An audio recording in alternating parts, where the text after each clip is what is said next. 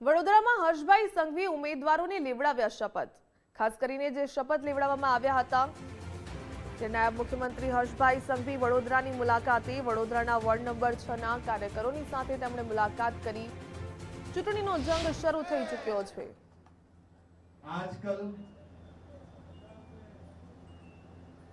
આ બધા કોંગ્રેસીઓ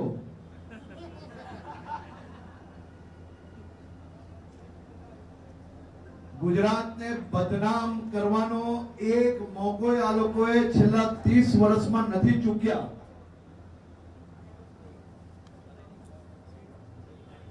કોંગ્રેસના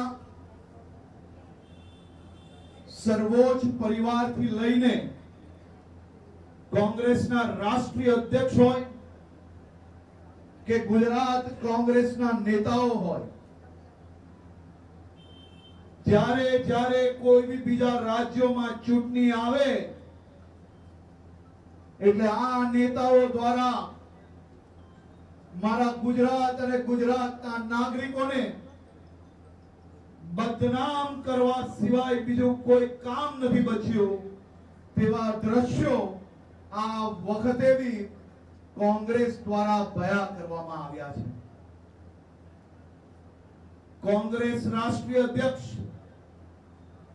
મલ્લિકા અર્જુન દ્વારા જે સ્ટેટમેન્ટ ગુજરાતના નાગરિકો માટે આપવામાં આવ્યું, મલ્લિકા અર્જુને બધું ક્લિયર કરવું પડશે। ગુજરાતની જનતાનો આ સવાલનો જવાબ એમને આપવો જ પડશે। મલ્લિકા અર્જુને કહેવું પડશે કે આ સ્ટેટમેન્ટ એમને રાહુલ ગાંધીએ લખીને આપેલું